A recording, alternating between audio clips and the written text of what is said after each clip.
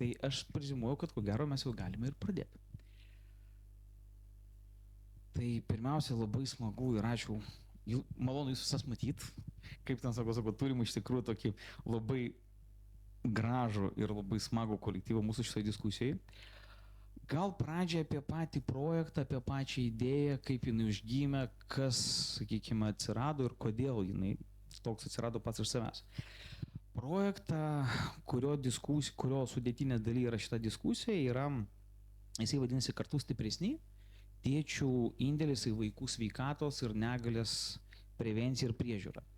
Šitas projektas yra finansuojamas ES lėšomis ir jisai yra nukreiptas būtent į tai, kad labiau įtraukti tėčius į vaikų sveikatos priežiūrą, labiau juos įgalint ir išsklaidyti tą mitą, kad vaiko sveikata ir vaiko rūpestis dėl jo sveikatos iš tiesų yra mamos galvos skausmas, jeigu tai paprastai pasakyti. Aš gal pasakysiu, iš kur tas dalykas gimė.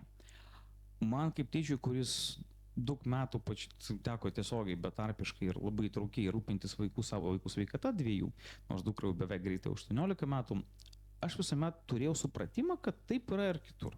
Nu, kaip gali būti, kaip tavo socialinėje aplinkoje, tavo socialiniam burbule, tai vadinasi ir kitur. Ir kai tu pradedi susidurti su kitais dalykais, ypatingai kai vaikų traumatologinio priėmimo skyriaus kolegos, medikai pasako, kad atvažiuoja tėtis su sūnum, vaikas yra po futbolo traumos, vaikui imobilizuoja, gipsuoja koją, o tėtis ten kažkur vaikščiodas ir telefone žaidžia arba kažką daro. Ir tiesiog jis į tą vaiką taip išsodina iš tą vežimėlį, išsodina į tą vežimėlį ir išvežia. Tu pradedi galvoti iš tikrųjų, o kiek mūsų tėčiai pirmiausia patys nori tame visame dalyvauti. Antras dalykas, normaliai visuomet pasigalvoju apie tai, o ant kiek iš tiesų sveikatos sistema juos priima kaip tolygius dalyvius. Ir mes kaip tame projekte darėm dabar medikų apklausą, ką mes matom, kad patys sveikatos priežiūros specialistai sako, kad natūraliai, kai ateina vaikas su mama, arba ateina abu tėvai, vis tiek didesnis dėmesys tenka mamai. Nes jinai labiau įsitraukia į tą diskusiją, daugiau bendrauja, daugiau kažko pasižymi ir iš jos yra tas gyvesnis grįžtamasis ryšys. Su tėčiu dažniausiai būna taip, klausimų turit? Ir va toks momentas jisai turi savo epizodų. Na, o šiandien mes iš tikrųjų susirinkom tokių labai gražių sąstatų, tai aš norėčiau vis tiek pristatyti mūsų visą diskutuojančią komandą. Tai aš pradėsiu nuo, taip leisiu savo pasakyti, nuo sveikatos sistemos vartininkų. Tai turime svečių iš Pakruojaus, tai yra Monika Kazlauskienė, šeimos gydytoja, Pakruojo šeimos medicinos centrams Medikus LT. Tai ne veltui sakau, kad vartininkai esat, nes iš šeimos gydytojus visuomet ateina visi. Kai sako reikia, nereikia, bet ateina tiesiogiai. Šalia Monikos sėdi Žana Andreivė. Žana pas mus atstovauja slaugos sektorių. Žmogus, kuris slaugoje, aš nebeprisimenu kiek metų, bet ko gero 30 metų, ilgametė patirtis ir tikrai žinau, kad jūsų organizacijoje, tai yra Lietuvos slaugos specialistų organizacijoje, yra ir slaugytojų, kurios specializuojasi darbę ir paslaugose būtent su vaikais. Tai tikrai, tai va, tuo labiau norėtųsi tą išgirsti. Kitas rytis yra, žinot, kai buvau vaikas ir ateidavau pas savo gydytoją vieną, kai jinai man darydavo tam tikras intervencijas, nesakydavo skaudas, sakydavo, nesakydavo slaugytojai, sako, žinot, tai tau padėjai savo, sako, blogai, pasėdas nieko nejaučia. Važiuokit pas odontologą, geriau nieko nejausti, ne, Rasa? Tai vat mes turime daktarę Rasą Račienę, vaikų gydytoją odontologę. Tada turime dar vieną atstovę, tai yra gerbiama Jolanta Keburienė, tai yra greitosios medicinos pagalbos atstovė, tai va čia būtų įdomu išgirsti, kaip jum tenka matyti tėčių ir mamų įsitraukimą, nes vis tiek tai yra tas atvejis, kada įvyksta jau nelaimė ir tada, sakykime, kada jau reikia gelbėti. Turime dar vieną viešnią, kuri taip pat ne šiaip yra mūsų diskutuota, bet ir taip pat mūsų partnerio atstovė, nes mes projektą vykdome kartu su Namų mama, tai yra Giedrė Juškienė, jinai yra pačios organizacijos įkūrėja ir vadovė. Ir labai norėtųsi išgirsti jūsų įžvalgą, su kuo susiduria galbūt mamos, kokie yra poreikiai, lūkesčiai ir kur tikrai matytų vaikų sveikatos priežiūrai vat ir tėčio vaidmenį. Na ir kadangi mes šnekame apie sveikatos priežiūrą, o sveikatos priežiūroje mes turim vieną tokią auksinę taisyklę, kad visi sprendimai turi būti moksliškai pagrįsti ir įrodyti, tai mes negalim šitoje vietoje apsieiti ir be mokslo atstovų. Tai labai malonu taip pat pristatyti profesorę daktarę Nataliją Istominą. Šitų rūmų, kuriuose mes esam, tai yra Mykolo Riomerio universiteto profesorė, sveikatos politikos ir sveikatos priežiūros vadybos ekspertė. Tai su ja taipogi pasikalbėsim, kaip šio vietoj būtent ir iš mokslo, ir iš praktikos pusės visą tą mes matom. Na, o jau perinam prie praktinės dalies, ką norėtųsi iš principo paliesti, ir aš įgarsinsiu keletą tokių klausimų. Tai yra pirma, kaip praktikoje realiai veikia ir ar veikia tas dalykas, kad abu tėvai yra atsakingi už vaiko sveikatos priežiūrą. Čia galbūt toksai pirmas klausimas ir aš norėčiau pradėti nuo Monikos. Kaip ten sako, kamuolys skrieja jūsų vartus? Yra įvairiai. Pirmiausia, reiktų žiūrėti į visą socialinę aplinką. Gal toks krenta, ar tėvai išsiskyrė ar ne. Didžiausias iššūkis tada tampa, kai reikia sugaudyti, tai kuris čia dabar iš tėvų bus atsakingas. Ar jie Kaip sugaudot? Dažniausiai tai tas, kas lydi, tas atstovauja. Tas konkursas yra atsiema, ne? Kai įvyksta konfliktas, tada jau turim. Mhm. Jau turim. Abiejų tėvų, kokius nepasitenkinimus ir reikia spręsti čia ir dabar. O vat klausimas yra, sakykime, kadangi vis tiek esat iš Pakruojaus, tai yra pakankamai tolimas taškas Lietuvos. Iš praktinės pusės yra skirtumo, nes vat, ką mes matėm iš tyrimų, pavyzdžiui, ir iš institucijų atsakymų, nes mes buvom pasikreipę ir į ligonių kasą, ir į sodrą ir panašiai, bent jau statistika rodo, kad didmiesčiuose tokios problemos, kad viskas krenta mama ant pečių, jinai yra, bet netokia ryški. O kaip yra regione? Regione tendencijos gerėjančios tėvų naudai, tėčių naudai. Tėčių naudai, ne? Tėčių naudai. Kad tu sako, laimi kaip rytas, ne? Po truputį jie aktyvėja, gyvėja, įsitraukia, kartu ateina, ypač vat, su naujagimiais, su mažiukais, bet paskui dėja dingsta po mėnesio, po 2, kada reikia išeiti darbą ir dėja atstovauja toliau mama. O kaip jūs galvojat, kodėl taip yra? Ekonominiai dalykai. Grinai ekonominiai dalykai. Jeigu pas gydytoją vizitas yra 8, 9, 10 iki 5, tai jisai tuo metu yra darbe. Nebent jis yra ūkininkas, jisai turi savo privatų kažkokį verslą, kada gali pats sudaryti sąlygas atkeliauti kartu. Jeigu yra biudžetinė įstaiga, jisai dirbs. Nu, bet žiūrėkit, o tai mama, tai jinai kaip prasme, jinai ką tada nedirba? Kalbu apie gal daugiau tuos atvejus, kada iki 2 metų, kada mama yra vaiko priežiūros atostogose, vaiko auginimo atostogose, tai nežinau, tėvų gal ir neturiu, kurie gal vienas kitas, bet labai... O jeigu mes paimam vyresnį amžiaus, nu, vat, pažiūrėkime, mūsų statistika apklausų rodydavo, kad gydytojai dažniausiai pažymi, kad tėčiai pradeda įsitraukti į vaiko sveikatos priežiūrą, vat, taip jau pradedant nuo kokių 7 metų. O kaip šitas yra segmentas? Nesakyčiau, kad taip jau tendencingai ties 7 metais ir vyresniem. Yra įvairių atvejų, kada išsidalina, pavyzdžiui, tėvai turi 2 vaikus, tai už vieną yra atsakinga mama, už kitą tėtis. Turim ir tokių pavyzdžių. O tarp kitko yra skirtumas tada, kaip rūpinamas yra to vaiko sveikata? Vat jeigu už vieną atsakinga mama, už kitą tėtis. Jeigu tėtis tikrai įsitraukęs į procesą, tai nėra skirtumo. Net būna, kad, pavyzdžiui, kokią nuotolinę konsultaciją darom, skambinu nurodytų numerių, įsidentifikuojam viską ir atstovauja ne tėtis, o mama ir pasako, aš šiuo metu dirbu, vaiką prižiūri tėtis.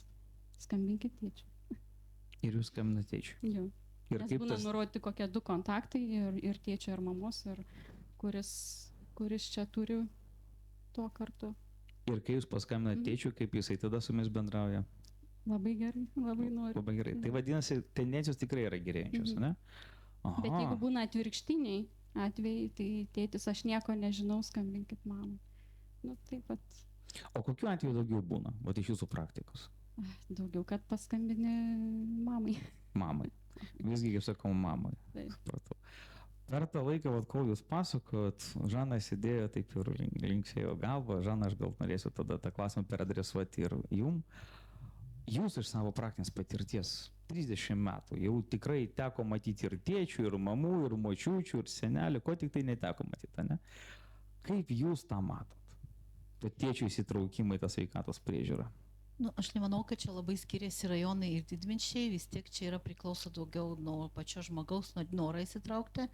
Pastaruoju metu tikrai matom, kad tėčiai daugiau įdeda į savo vaiką. Tikrai esu per porą metų paskutinių, jeigu taip jau imti, yra, kad ir kūdikius atveža tėvai, ne mamos, mamos būna. Tėčiai jau atveža Pirmą kūdikį. kartą atvažiuoja jie kartu, o po to vien tėtis, pavyzdžiui, iki pusę metų, nes mamos ir mokosi, mamos ir namie, mamos ir ūkius turi, yra skirtingos ligos, skirtingi dalykai ir tiesiog mes tame visiškai neturim jokių problemų, bendraujam visiškai vienodai, atsiveža, iš pradžių atsiveža mamos klausimus, bet su laiku atsiranda ir jis ir mes laisvai bendraujam toliau. Taip pat pamatom labai nemažą tendenciją nedarbingumo lapelį išdavimo tėčiui ir va čia yra turbūt ta riba, kurie jeigu tau išduotas lapelis, tėvų įsitraukimas nori, nenori yra didesnis. Jis jau rūpinasi, ne tik priežiūrai, jis rūpinasi, kaip greičiau pasveikti, kokie pratimai, pavyzdžiui, nuo kosulio, žinokit, padėtų. Nes jis užinteresuotas, žinok, bet tuo pačiu ir jis ir į vaiko sveikatą gilinasi ir viską daro. Ir nenoriu antrinti jumis, bet visiškai tas pats yra su išsiskyrusiais tėvais. Ir taip yra, abu rūpinasi. Tik kartais daug sunkiau identifikuoti tą atstovavimą tą dieną, kada kreipiasi, nes po to prasideda tikrai juridiniai dalykai, nes tą savaitę, kuri priklauso tėvui, ateina su mama. Tai va čia yra kiti dalykai. Na, bet čia jau tada klausimas, kam informacija gali teikti. Bet taip įsitraukimas, žinokit, tikrai yra, matom, mes didesnė, negu aš mačiau anksčiau. Ir kaip vaikų slaugytoja, jeigu jau mama atvažiavo su tėčiu ir tas kūdikis atvažiuoja su abiem tėvais, aš niekada tėvą nepalieku už durų. Mačiau gydymo įstaigose, kadangi tenkam būti skirtingose, kad tėveliai tik kai vairuotojai dirba, gal jiem irgi būtų įdomu pabūti kabinete ir pasiklausti, kas vyksta, gal jie norėtų įsitraukti, bet jiem tas teisės nėra suteikiamas. Ir jie sėdi tiesiog koridoriuje. Nes vienas tėvas, vienas vaikas, tiesiog, tai praeidavo keletą įstaigų, žinokit, mačiau tokį. Tai kartais tiesiog gal reikia leisti tėvams įsitraukti, gal jie tada daugiau norės. Tai tą, ką aš iš jūsų girdžiu, vadinasi, jau mes kaip ir turim tokią tendenciją, kaip Monika sako, gerėjančią, kad tėtis tikrai norėtų įsitraukti, daugiau suprasti ir panašiai, bet visgi yra toksai kaip ir stereotipas, kad, tu gerai vairuoji, tai tu gerai vairuoji, kaip jūs sakote, ne? O su kuo tas stereotipas gali būti susietas? Bet žinokit, čia turbūt ir nuo šeimos viskas eina. Vat jūs sakot, jūs prižiūrėjot savo vaikus, jo reiškia, jūs esate tas tėtis, kur 100% atsakot už abu vaikų.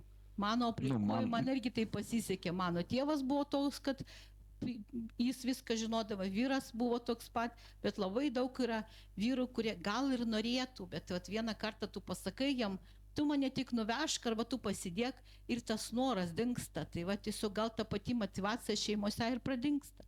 Tu dirb, ko aš važiuoju pas gydytoją. Jūs turite omeny tą sakydama, kad tėčio įtraukimas nuo šeimos lygmens, tai yra nenuvertinimas jo vaidmens, pirmiausia tada ir yra tas esminis veiksnys, kada jisai pats norėtų labiau rūpintis, labiau įsitraukti ir jau ne tai, kad aš tau padėsiu, bet mes abu tėvai buvo atsakingi už to vaiko sveikatą. Dabartiniai tėvai, kaip paskutinį 10 metų mes tikrai matom, kad jie ir skaito daugiau, jie ir klausimus kartais užduoda daug daugiau negu, pavyzdžiui, mamos, nes mamos vis tiek po gimdymo būna pavargusios, net perjungia, arba tiesiog pampersą kabintą keičia, nu nėra taip, kai iki 20 metų atgal atvažiuoja ir sėdė ant kėdės jo. Tai va tikrai yra tas įsitraukimas, bet jiem gal reikia daugiau duoti įsitraukti, gal jie tikrai norėtų daugiau. Nu, vat kalbant apie didesnį įsitraukimą, aš tada mikrofoną norėčiau perduoti Rasai, nes mes kaip tik vat, prieš diskusiją truputėlį kalbėjom, kad tėčių yra skirtingų. Ir yra netgi tėčių, kurie stenografuoja viską. Tai gal pratęskim tą temą apie tos tėčius ir jų įsitraukimą, ypatingai apie odontologiją. Tai jo, odontologija turbūt yra aplamai specifinės sritis, kur kai kurie gydytojai iš viso nepageidauja, kad tėvai dalyvautų pačios procedūros metu. Bet aš turbūt, kadangi dirbu tik su vaikais, tai man, kaip sakau, niekada tėvai netrukdo ir aš netgi pageidauju, kad jie būtų šalimais ir matytų, tarsime, kaip ir man sekasi ir viskas. Tai čia iš tokių bendryščių. Taip pat labai noriu atliepti prieš tai pasisakymus apie vairuotojus. Mes netgi tarpusavį tarp kolegų turėjom tokį pasakymą, kad jo, anksčiau tai pas mus tik tai taksistai atvažiuodavo, kurie absoliučiai nieko nežino, nei kokie nusiskundimai vaikui, nei tenai, ką jam tenai reikia padaryti, daugmaž skambink mamai. Ir aš atvežiau, palikau ir atiduokit man sutvarkytą, sugydytą. Ar žiūrėkit, skamba taip, pristačiau krovinį, pasiėmiau krovinį, dovanokit. Ne, nu tai ir sakau, ir mes tiesiog su kolegėm, nu tai va taip netgi ir įvardinam, kad tėčiai anksčiau iš tikrųjų buvo vairuotojai, taksistai. Ir jų tas pasikeitus turbūt aplamai mūsų visai pasaulėžiūrai, gyvensenai, tas vaidmuo ir odontologo kabinete ženkliai pasikeitė, jie patapo aktyviais dalyviais ir tikrai kartais jie užduoda žymiai daugiau klausimų.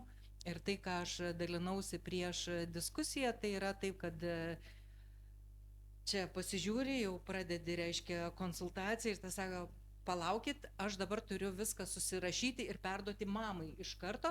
Ir tada jisai netgi turi paruoštuką klausimų, kur yra ir apie priežiūrą, ir apie tai ten ką darysim, ir kas ten tinka, kas netinka. Viskas smulkiai ir jisai viską tada jau tiesiai, reiškia, į mobilų telefoną iš karto suveda žinutes. Tada jeigu reikia, na, dar, sakykime, gauna kažkokių papildomų užklausų, tai reiškia, kad online, sakykime, dalyvauja ir mama, ir netgi prieš savaitę turėjau visiškai tokį hibridinį, sakykime, vaiko vizitą. Vaikas atėjo su tėčiu, nu, dar ten buvo, kad tėtis yra užsienietis, bet mama dalyvavo telefone visą vizitą kartu ant stalo.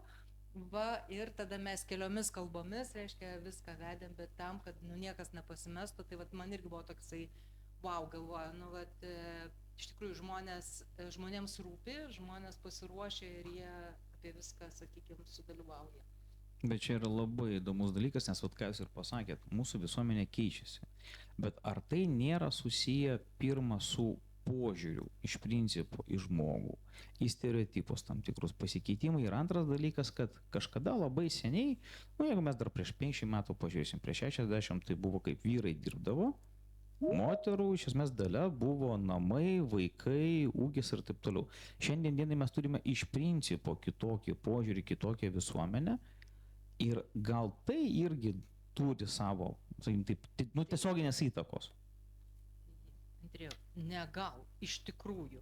Aš tiesiog galbūt labiau kasdienišką atvejį norėčiau dar biškį tokį rakursą padaryti.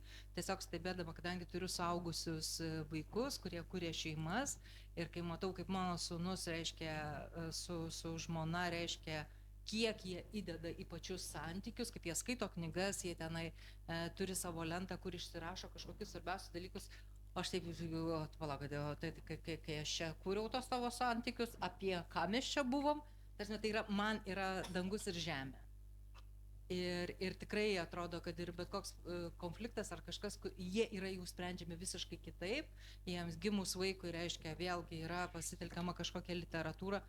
Ir net klausimo tada nekiltų, kuris atsakingas už vaiko sveikatą. Tai yra du tolygus partneriai, kurie tikrai pagal galimybės turbūt irgi pasiskirto, kas veža vaiką pas gydytoją, kas ten dar kažkas.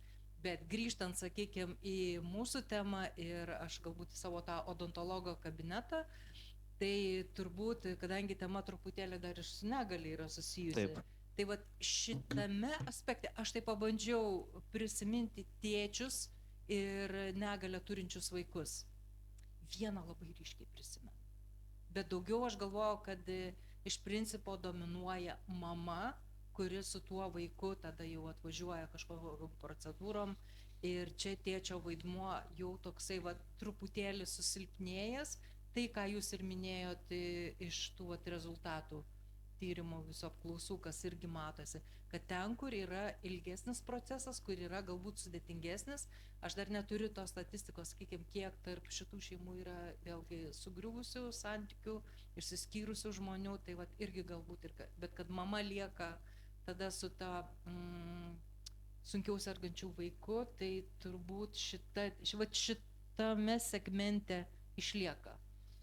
Nes Problema, tarsi, kad mamai yra užkraunama kaip ir daugiau atsakomybių, o ten, kur toksai, vat, nu, kartais, kai reikia, tai turbūt tada vat, turime tą labiau jau to lygumą pasiskirstyti. Nes vat, ką aš matau iš tos medžiagos, vat, ką mes irgi gavome atsakymus iš Sodros, iš kitų institucijų, jeigu tai yra ekstriniai atvejai, o tokie atvejai, sakykime, ten, žinau, lūžiai, traumos ir taip toliau ir panašiai, tėčio įsitraukimas lyginant su mama yra beveik tolygus, ten procentinis santykis labai neženklus, labai panašu yra 50-50.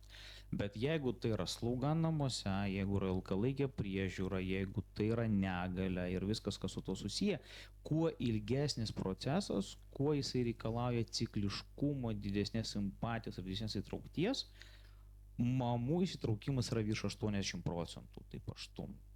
Kai kuriuose atvejuose netgi buvo 8%. O tėčių tada yra žymiai mažesnis. Nors aš pats irgi pažįstu gana nemažai tėčių, kurie lygiai taip pat turi šeimoje vaiką su negale ir jie lygiai taip pat turi galimybės įtraukimais būtent su tom mamom dalyvauja. Kadangi mes jau palėtėm tą momentą negalės ir krūvio mamai, Giedrė, aš norėčiau pas jūs dabar sugrįžti. Pakalbėkim dabar apie tas mamas. O ko jos tikisi, su kuo jos susiduria, koks yra jų lūkestis? Aš šiek tiek įvadą padarysiu, kas mes esame. Tai namų mama, tai yra mamų bendruomenė. Ir mes kuriame mamas, savanorišką veiklą, mamos, kurios padeda kitoms mamoms. Ir tai naujos mamos, kurių ką tik neseniai pagimdžiusios, besilaukiančios ar auginančios iki 3 metų, tai mūsų yra tikslinė auditorija tokia.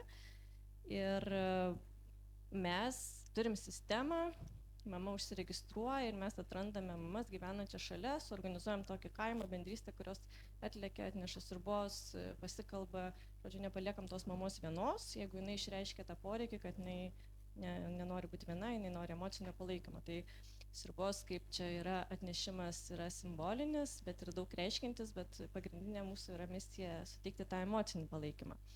Tai modelis yra, jisai yra iš Šveicarijos, šveicarų akušerės yra jau 10 metų sukūrusios šitą vykdo, tai aš pati Berlyne atradau ir esmė, kad mamos turbūt visur susiduria su tais pačiais emociniais iššūkiais visam pasaulyje, čia ar Lietuvoje, ar kitur.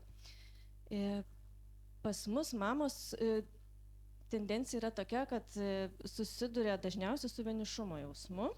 Ir labai įdomus faktas, kad nesvarbu, ar tai yra lygiaverčiai partneriai, ar partneris yra šalia, ar jo nėra, bendrystė tarp mamų, kurios išgyvena tą patį, gydo.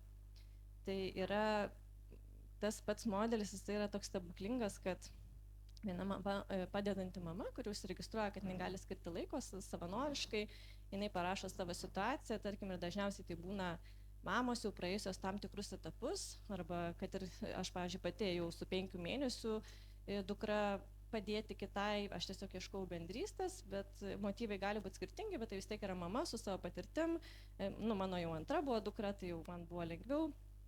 Ir mamos jau praėjusios tam tikrus etapus ir tų situacijų yra įvairiausių.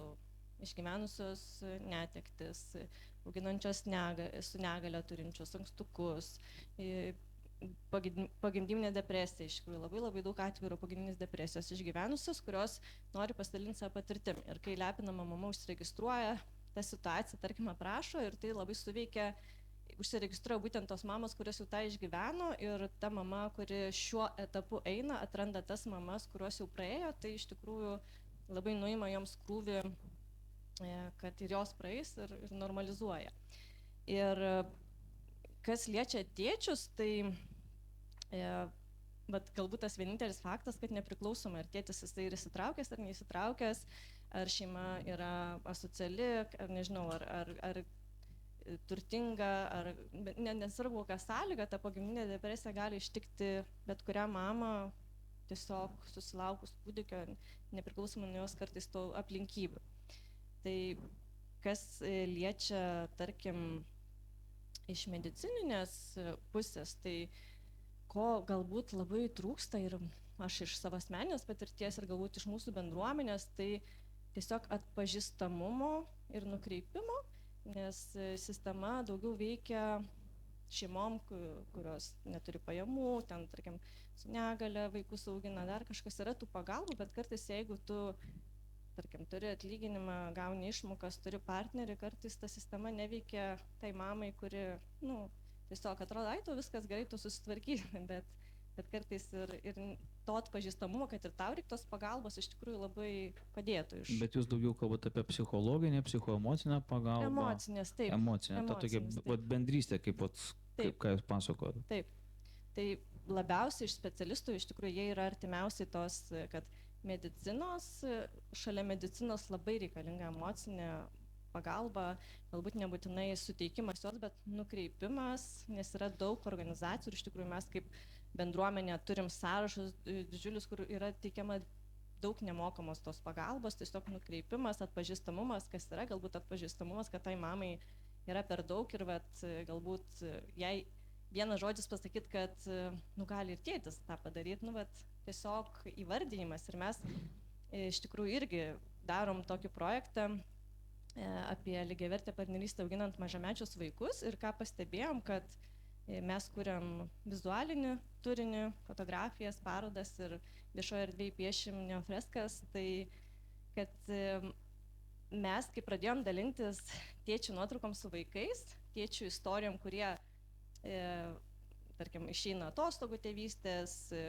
veža vaikus, tiesiog prisėmė pilnai įsitraukę, mes sulaukiam daugiau tėčių į savo auditoriją. Prasme, kad tas rodymas vaizdas, kad tiesiog, sakom, juokavom, net reikia padaryti tokią, kaip čia meną, tiesiog, kad vaikas eitų tėtų su verkiančiu vaiku ir kaip jis tai emociškai atlaiko, nes iš tikrųjų tas emocinis kartais, kai krūvis yra, tėčiam yra sunkiau, tai va čia irgi daugiau pagalbos tėčiams, galimybių, kaip jiems su tom išbūti tam su sunkiais tais emociniais etapais, kad jie nepaliktų tų mamų, tarkim, sunkesniais atvejais, kaip sakot, kad dažniau būna taip. Tai irgi toksai galbūt norisi to labai ankstyvo paruošimo, ne tai kada jau susilaukia, ne tada gimdo, ne tada, kai einam į nėštumo kursus, tai tokio norisi jau tada, jau net planuojant vaikus, nuteikti, kad tai yra abiejų atsakomybė. Bet ką aš iš jūsų girdžiu, labai gražiai atliepia tai, ką sakė Žana, kad kuo daugiau tu įtraukiai tėtį, nes, pažiūrėjau, jūs dabar su savo iniciatyva, kurią darote įgyvendinant projektą, jūs rodot tėčiam labai svarbų momentą, kad pažiūrėkit, yra ir kitų tėčių, kurie tą daro. Ir tada tu nesijauti, kad aš čia esu vienas, kaip aš atrodysiu, į mane visi badys pirštų. Nes tą, ką aš girdžiu iš jūsų, iš esmės yra parodymas, kad tai yra visiškai normalu, tai yra teisinga ir tai nėra smerktina, nes paprasčiausiai, ir tokių stereotipų pas mus vis tiek, sakykime, visuomenė išlieka. Tai vat ką jūs dabar sakot, tiesiogiai rezonuoja, kad įtraukim juos kuo daugiau ir tas tėtis, jisai labiau įsitrauks, nes jisai nori tą daryti. O vat man kas irgi surezonavo iš to, ką jūs sakėt, sakot, vat mamai reikalingas psichologinis palaikymas, nuskambėjo frazė, bet galėtų ir tėtis pasakyti. Nuskambėjo tarytum, kad kaip ir galėtų, bet iš tikrųjų reikėtų, kad kažkas, ne vyras, ne partneris, ne gyvenimo draugas tą pasakytų, o kažkas dar. Kodėl? Nes dažniausiai kaip veikia, kad mes savo partnerių negirdim. Čia, nežinau, yra psichologinis aspektas. Jeigu partneris sako, mums dažniausiai, nežinau, čia biologija, smegenys veikia ar kaip, kad mes nepriemam tos informacijos. jeigu tu nusinti straipsnį, va, mokslininkai taip sako, čia ne aš išsigalvojau, galbūt partneris ir patikės, ne, nu, kad čia ne aš išsigalvojau. Kitas aspektas, kad mes darėm irgi mokymus, kur kvietėm poras ir labai stebėtinai Vilniuje iš tikrųjų atėjo poros, nu, va, irgi, kad keičiasi ir eina poros, domisi ir ko labai trūksta, tai tėčiam pamatyti tuos pačius kitus tėčius, kurie susiduria su tais pačiais iššūkiais. Tai mes atėjom ir matėm krūvą skeptikų sėdinčių tėčių, kurie pamatė tos pačius tėčius, kurie nesusitvarko su tais pačiais iššūkiais, rutina, betvarkė, vaikų emocijom ir jie išėjo tiesiog su palengvėjimu, nes mamų ratų, mes kai mes tam mamų bendruomenė, tai tų mamų ratų yra daug. Visos ten mamos susitinka, jos išveikia viską. Nu, iš tikrųjų, jeigu kas ieško, tikrai randa mamos išgyvena, mes kūrėm bendruomenės, mes visą kitą. O vyrai, nežinau, neturi jie, tėčiai, ta prasme, vyrų gal yra tų kažkokių, bet vien tik tėčių, kurie, tarkim, augintų mažamečius vaikus, na, aš nežinau, nesu girdėjus, tai mes pamatėm, kad to poreikis yra didžiulis ir toksai, nu, klikas įvyko tų tėčių smegenyse ir net tie patys žodžiai, realiai sako, ačiū Dievui, sako, ne man vienam taip yra, nu, kad... Nu, Nesu balta varna, ne? Taip, tai va, tiesiog bendruomenės, bendrystės ir matymas kitų, tiesiog parodymas, nukreipimas, iš tikrųjų, realiausias ir greičiausias būdas tuos tėčius įtraukti ir parodyti jiem. Čia yra labai svarbu, ko pasidalinot ir ačiū labai. Prieš einant toliau, dar ką noriu pasakyti, kad mes ne tik tai diskutuojam salėje, bet mes turime taip pat ir nuotolių mus stebinčius ir taip pat galėčiau įsitraukti į diskusiją ir aš matau vieną ranką, gerbiamas kolega gydytojau, kviečiame jūs taip pat pasisakyti, nes jaučiu, kad čia bus refleksija kažkokia į vieną ar kitą pasakymą. Sveiki, ar girdit mane? Taip, tikrai taip, Regimantai, sveiki. Taip, sveiki, tai išgirdau emocingą pasisakymą mamytės, tai pats kaip esu kaip vaikų gydytojas ir kiek matau, kaip tėveliai reaguoja į vaikų gyvenimą. Ir aišku, ir sakykim, save matydamas iš šalies, kaip pats prižiūrėjau savo vaikus, tai mano galva iš tikrųjų tuos tėčius ugdyti reikėtų pradėti nuo pat pradžios. Visų pirma, šeimoje, tai pati šeima augindama vaiką dar, sakykim, iki darželinuką turėtų jau ruošti, kad abu tėvai yra svarbus. Ir tiek vieno, tiek kito indėlis, nesvarbu berniukas ar mergaitė, jisai turi būti. Ne? Tik tai aišku, galbūt dar nuo seno yra sudėliota, kad mergaitei svarbu yra labiau mama, nors tam tikrose amžiniuose perioduose labai svarbu yra mergaitei, pavyzdžiui, tėčio indėlis. Yra labai svarbu. Toliau vėlgi labai svarbu, kaip darželyje, mokykloje paskirstoma tėvų rolė.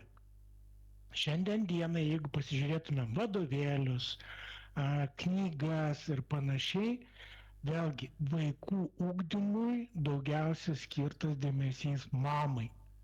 Bet labai mažai yra būtent koks indėlis tėčio vaiko augime, vystymėse. Ir jeigu mes pradėsim nuo tų pagrindų dėliojimo, užaugs tie tėčiai, kurie norės labiau įsitraukti į vaikų ugdymą. Ir aišku, kitas dalykas, kad jeigu matys patys tėčiai, kurie, sakykime, augina vaikus ir kad vaikai mokosi apie tėvų indėlį į vaikų auginimą, jie patys labiau įsitrauks į būtent vaikų vystymąsi, auginimą ir priežiūrą.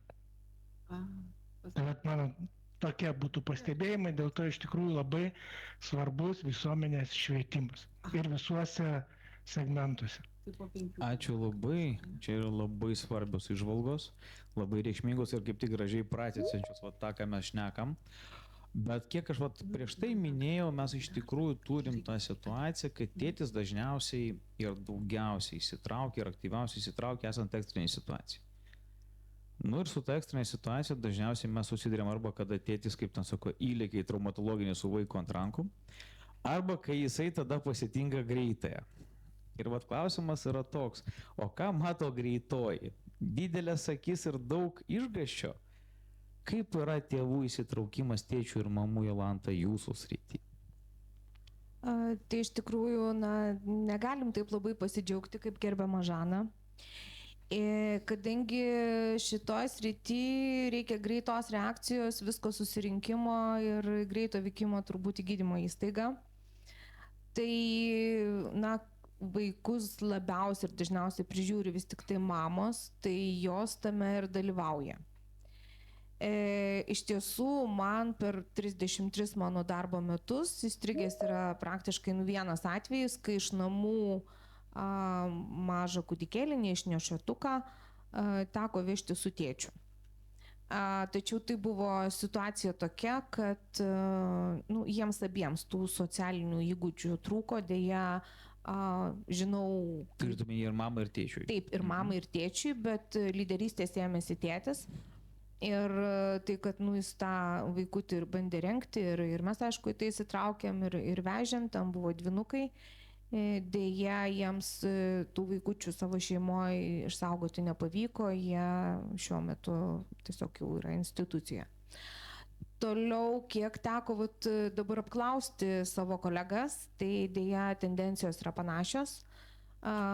Galbūt atsiliepia tie, kur labiausiai įstrigo atvejai, kad kartais vis tik pasitaiko netgi tų momentų, kai tėčiams tenka aiškinti, kodėl dabar negali vežti į gydymo įstaigą vaikučio, kai serga tik mama, nes tokių atvejų irgi yra.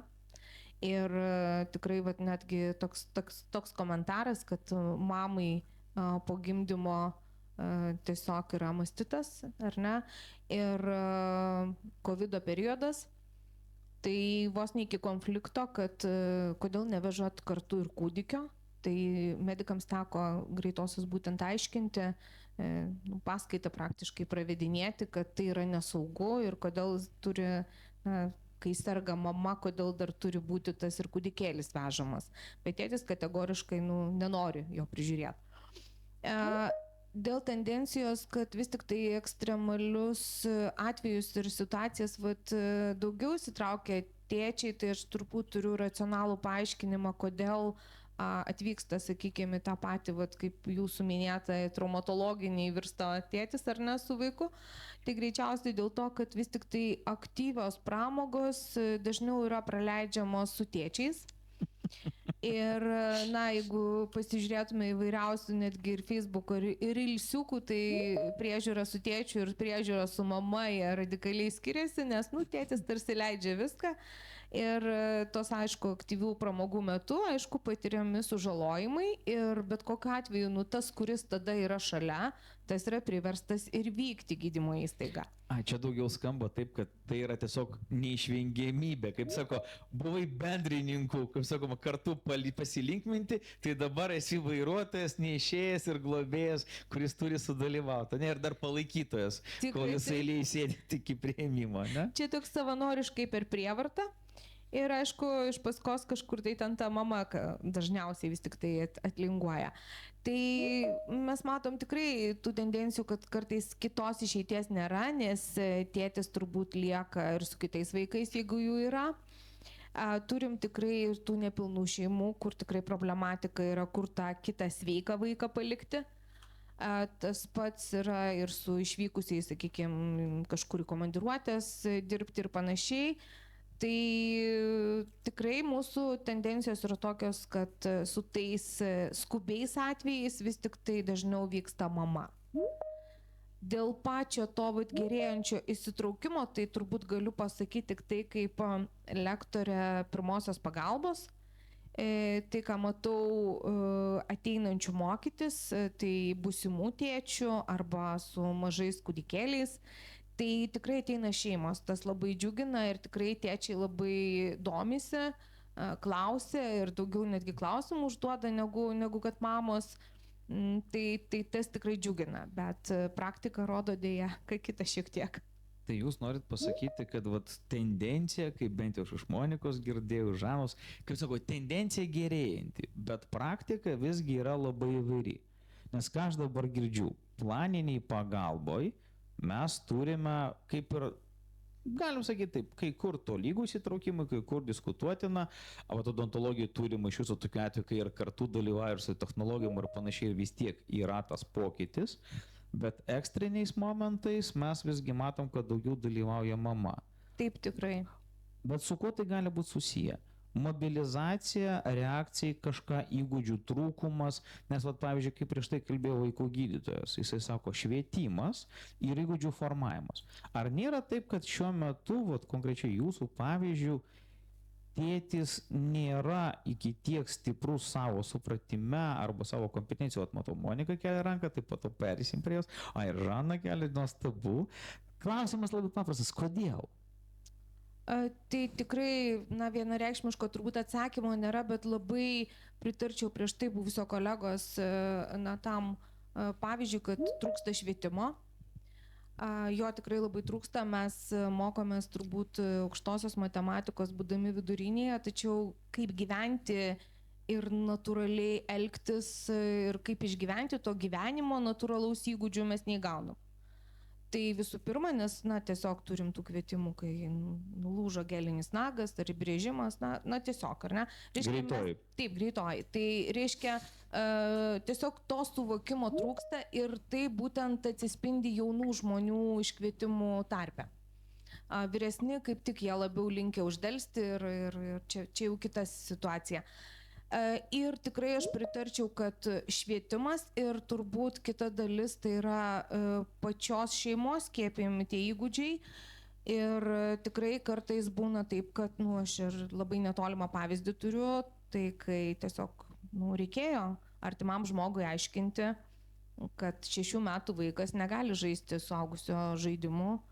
Ir po to jau tiesiog jam darosi blogai, neramu, mirksi, užsikirtinėja ir taip toliau.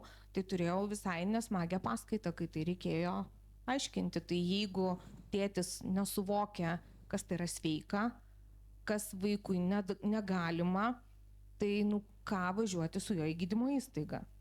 Ir dar kita tendencija, ką, sakykime, mano kolegos irgi parašė, nes tokią šiokią apklausą aš spėjau pasidaryti, kad jie paprastai nieko apie tą vaiką ir nežino, nei ten ūgio, nei ten svorio, nei ten kur kas padėta.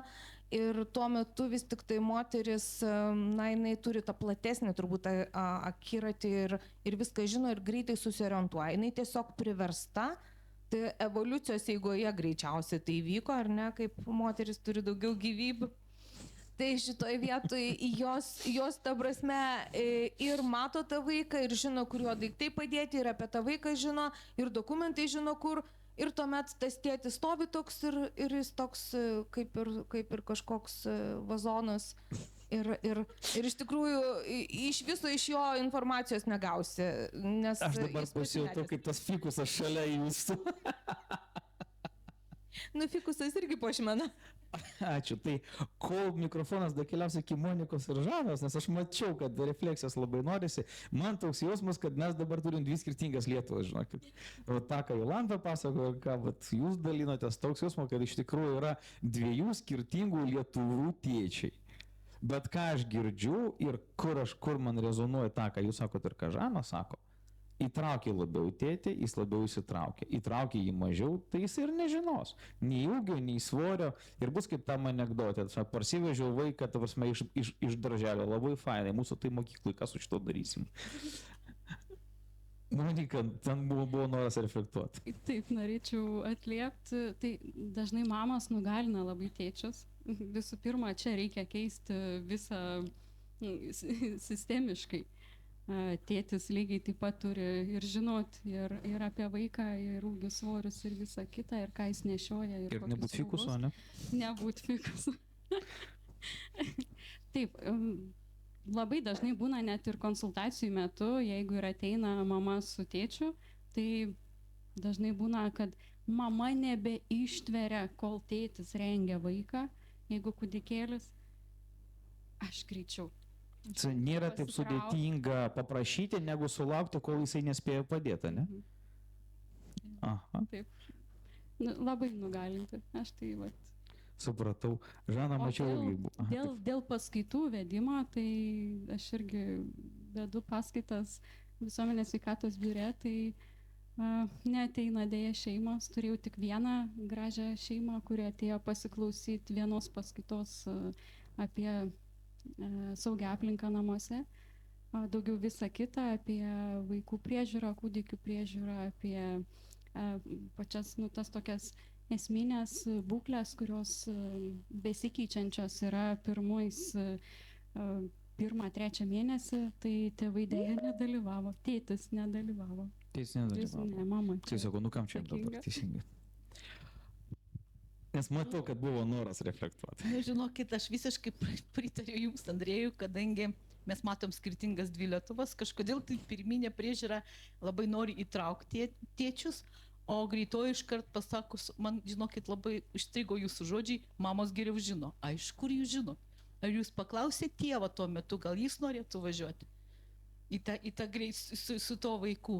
Tai va, ar jūs užduokit va tokį paprastą klausimą, kas važiuos? Ne kas aiškina, kas atsitiko, o kas važiuos, kas lydės tą vaiką. Ir vat įdomu, ar jūs pasidomėjot, nes šitokia tokia man mintis tokia tuptelėjo į galvą, ar iš viso pas mus ligoninės yra padarytos taip, kad gali vaikai važiuoti su tėvais, su tėčiais. Pas mus, pažiūrėkit, 2, 3, 4 vaikai vienoj palatoj. Kaip mes galim paguldyti vaiką su tėčiu? Ar pas mus visa sveikatos sistema padaryta taip, kad į ligoninę gali važiuoti tik su mama? Nes tada reikėtų skyriuose, kad atsidarytų palatos, kur galima su tėčiais.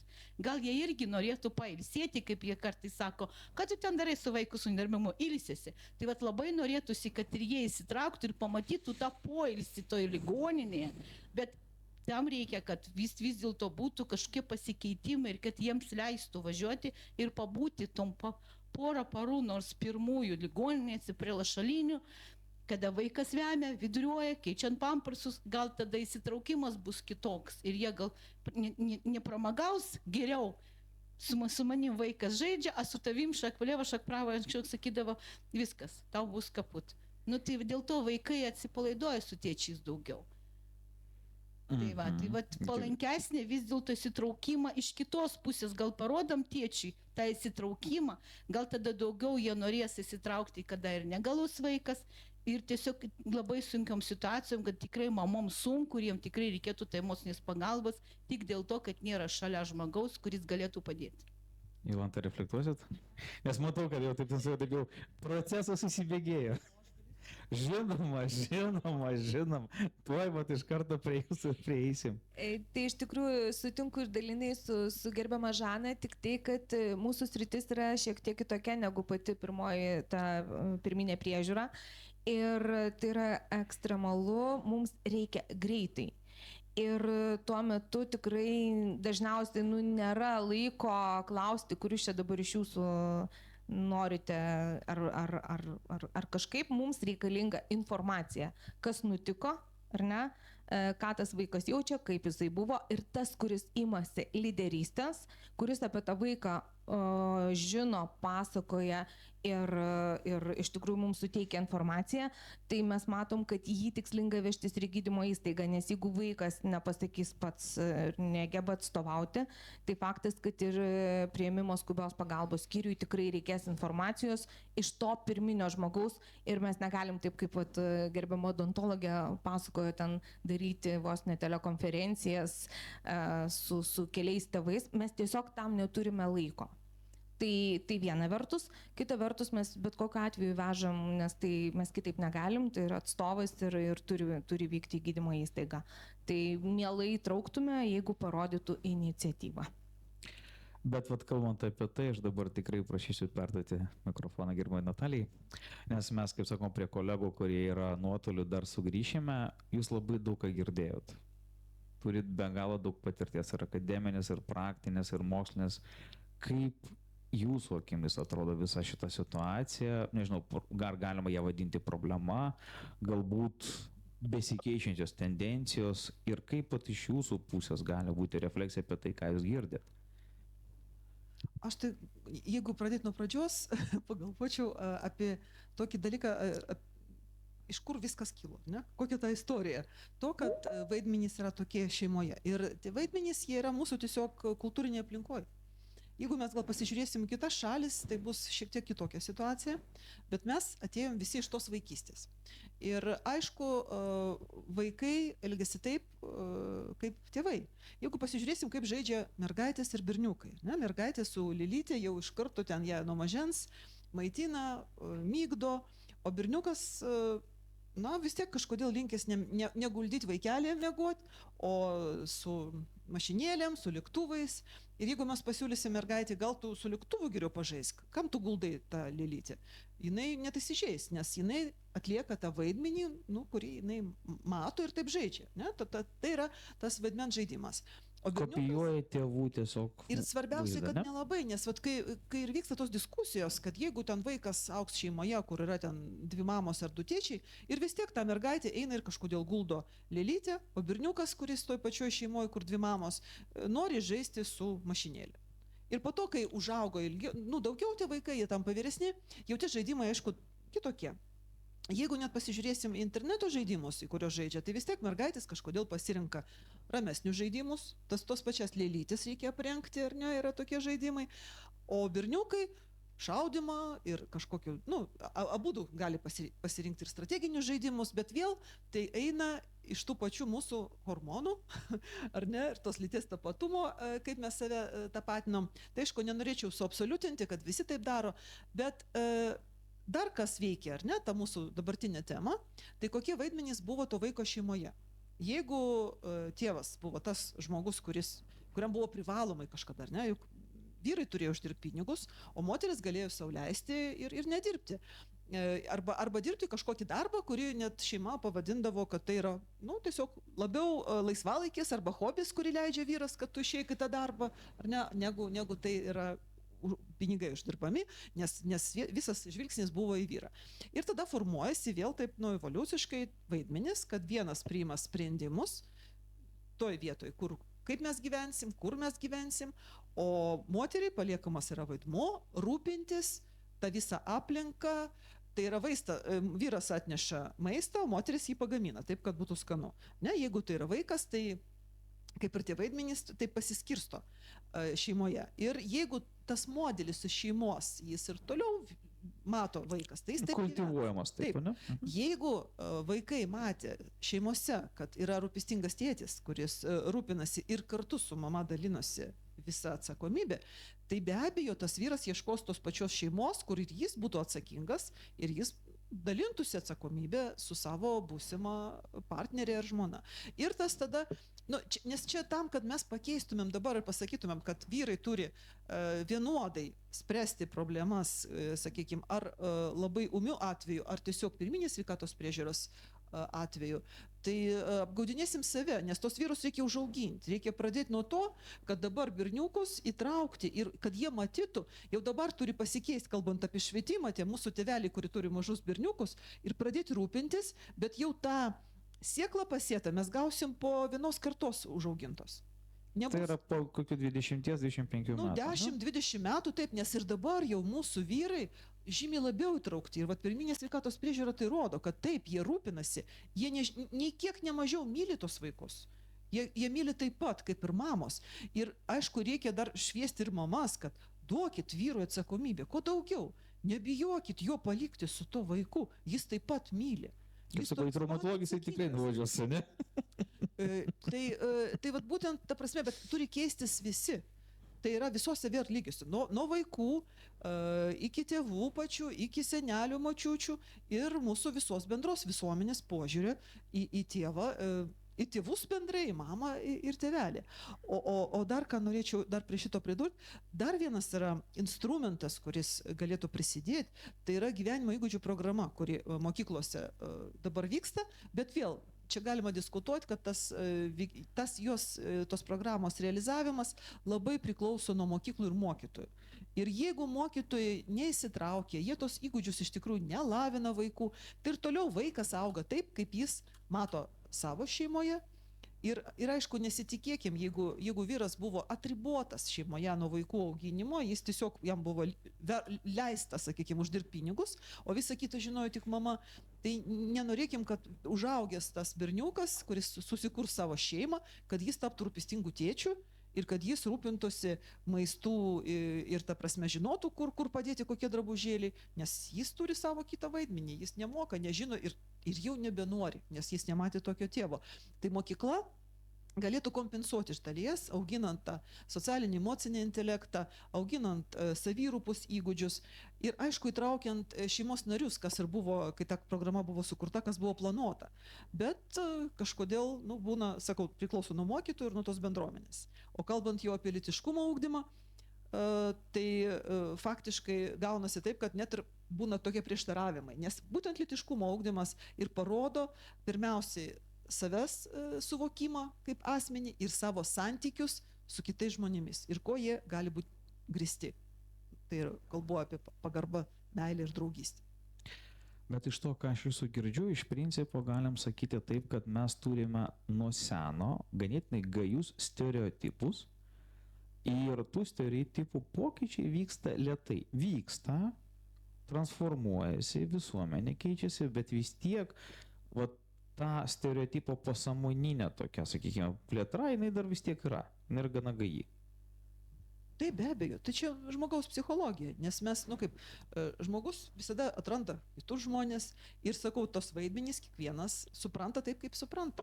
O dar ir įvairūs psichotipai, nepamirškim, kad dar pasitaiko ir sociopatų, psichopatų ir kitų žmonių ir jų, sakykime, kai mes kalbam net ir apie autizmo spektro sutrikimus, ar ne, tai ir sako, daugėjo tokių atvejų.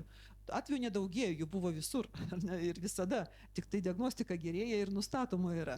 Bet tai nereiškia, kad tas žmogus, sakykime, kuris turi vieną ar kitą spektrą, tiesiog įvairovę, kad jis negali adaptuotis prie situacijos ir visi, iš tikrųjų, sakau, tos įgūdžius reikia išryškinti ir lavinti.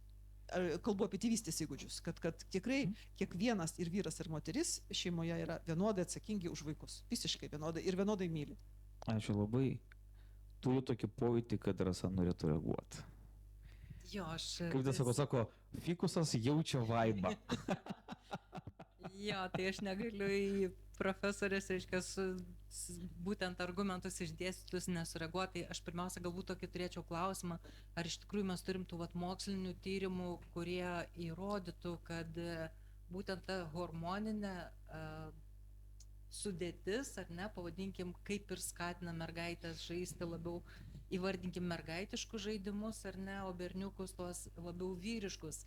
Nes aš manau, kad tas vaidmenų priskirimas šeimoje tai yra mūsų visų reikalas ir jeigu vaikas auga ir jam leidžiama berniukui, aš tą ir matau ir praktikoje, ir indus plauti, ir tenai, nežinau, ir šluostyti, ir tokius alemoteriškus darbus daryti ir tai nėra nei gėdijama, nieko kaip tik palaikoma, tai jisai tiesiog tą ir daro.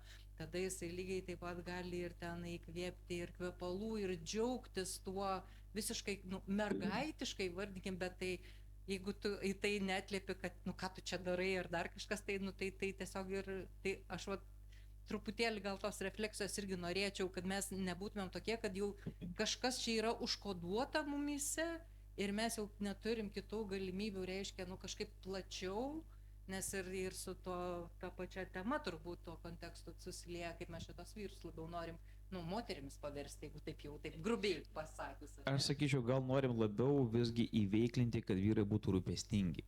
Nes šiandien dieną pas mus... Aš suprantu, aš dabar esu fikusas. Aš šitą vietą labai noriu padėkoti jums, nes iš tikrųjų turbūt mano tas pasakymas taip ir nuskambėjo. Plovimas, visi tokie namų ruošos darbai, jie nebūna moteriški ir vyriški, visiškai. Nebent kažkas labai yra sudėtingo, bet sakau, pavyzdžiui, Švedijoje kelius prižiūri tik moteris. Ten, kai važiuoju į Stokholmę, vienos moteris, čia ne vyriškas darbas yra. Čia, bet ir būtent namų ruošos, ir čia tas valymas, irgi puikiai žinom, priklauso nuo vaiko amžiaus. Kai jis auga, jam toks malonumas kažką valyti. Po to, kai jis tampa paaugliu ir mes sakom, gal valomės, tai noro nėra labai didelio. Visiškai vienodai, nes va šitų darbų nebūna vyriškų, moteriškų ir va tie žaidimai, tai yra psichologinių įvairių eksperimentų, kai kurių labai skausmingų, kai buvo bandoma berniukus paversti mergaitėmis ir atvirkščiai. Jeigu mes va taip istoriškai pasižiūrėsim, dabar tai eksperimentai su žmonėmis jau seniausiai po Antro pasaulinio karo yra uždrausti, bet buvo tuo atveju, kai buvo tokie bandymai, buvo kaip ir kad vaikas gimsta be lyties ir jam reikia tiesiog aplinkos, ir kai buvo rengiami, ir net lyties keitimas buvo per prievartą, ir visiškai išvada vienoda. Visi šitie vaikai, kurie buvo taip kankinami, jie baigė labai sudėtingai, dažniausiai tai buvo savižudybės vėliau, arba tai buvo tikrai labai nelaimingi žmonės, kurie negalėjo ilgai gyventi. Tai vat, visi tie žaidimai namų ruošos ir vaidmens, jie yra visiškai normalūs. Tik tai, kad, sakau, hormonai veikia nuo pat gimimo ir mes tai žinom, nes vis tiek tai apsprendžia lytį, kokie mes, nuo ko tai priklauso ar ne, kiek kokių hormonų turim ir net taip galima, jeigu lyties nenustatoma, tai vis tiek pagal nustatoma vėliau lytis. Ir tie žaidimai tokie ramesni vis dėlto būdingi mergaitėms, kaip bebūtų, o berniukams tokie, labiau tokie pasiekimai kitokie. Ir jeigu dabar mes nueisim, kaip į darželį, ten, kur, sakykime, žaidžia su žaidimais ir vaikai renkasi žaidimus, tai nereiškia, kad, berniukai visą laiką rinksis kažką tokio labai audringo, ar ne? Jie gali rinktis visi ramesnius žaidimus. Bet prie lėlyčių vis tiek daugiau eis mergaitės ir jos būriuosis ten kartu, kažką ten vaidmens žaidimus žais, o berniukai vis tiek tokius kitokius žaidimus. Bet tai, sakau, nėra visiškai vienodai, kad nežais. Pavyzdžiui, jeigu net iš kažkokios asmeninės tokios patirties, mano ir artimo to socialinio rato, mažai mačiau, kad žaistų atvirkščiai, kad mergaitės jau labai nežaistų su lėlėm, sakytų, man čia nemalonu, noriu kažkokio kito, o berniukai kitaip. Bet aišku, kaip nenoriu suabsoliutinti. Bet visa ta atsakomybė, kas liečia šeimos, namų ruošos, dar kitų, čia yra visiškai vienodas žaidimas visiems. Priklausomai vėl nuo amžiaus, jie keičiasi tie žaidimai. Net ir judrus žaidimai priklauso labiau nuo žmogaus, kam labiau patinka šokiai, kam labiau patinka futbolas, kam krepšinis, ir tai nėra berniukų ar mergaičių, tai yra visų vaikų ir žmonių. Ras, ar norite reflektuoti? Ar dar, kaip nesakau, pamastum? Jo. Aš, Andrei, galiu? Taip, žinoma. Iš asmeninės patirties labai įdomu, aš auginu 2 mergaitės ir pirmoji niekada nėra paėmus lėlės. Su mašinėlėm žaidė. Antroji gimė, niekada nepaėmus mašinėlę, žaidžia su lėlėm. Kaip? Hormonai čia ar kas čia? Žinokit, čia sunku atsakyti, kad ar čia hormonai. Ne hormonai. Hormonai tai, ta prasme, jie po to per brendimą labiau pasireiškia, bet aišku, kiekvienas žmogus turi visus organus, kurie jos gamina ir kurie atsako už mūsų ir nuotaiką ir daugelį kitų dalykų. Čia konkretus atvejis ir galima, aišku, kaip žiūrėti. Aš nemanau, kad irgi absoliutiškai vien tik tai, sakykime, mašinytis, o vien tik tai lėlytis. Gal buvo tokia preferencija labiau. Nes dar vienas dalykas yra minkštieji žaislai, kurie visiems patinka. Ir berniukams, ir mergaitėms, kurie tarsi apjungia visus, ar ne? Ir yra vaikų, pačių berniukų, kur pilna lova yra, tarkim, tų minkštų žaislų. Taip, tai sakau, ir jisai juos apkabina užmigdamas ir jisai užmiega juose tiesiog kaip šieno kupetoj, ta prasme, ir viskas su juo yra gerai. Taip, ir čia visiškai normalu. Čia tiesiog apie tos kaip prioritizavimus kažkokių. Bet jeigu yra toks patikimas, tai viskas gerai su mergaitėm. Mano abidvi, pavyzdžiui, dukros irgi, tai viena gal daugiau su lėlėm žaidė, o kita visai nežaidė. Jei tik buvo, bet ne mašinytis, bandėm ir mašinytis, ten iš pradžių ten tas Makvynas ten buvo mėgstamiausias animacinis filmukas, bet realiai tai minkštieji žaislai kažkodėl buvo toks prioritetas. Žygiuojam po Žaną. Noriu, žinokit, trumpos refleksijos jūsų paklausti, nes mes kažkodėl palėtėm daugiausiai kūdikius, vaikus, mažus, vis dėlto jie išauga ir tampa suaugusi vaikai.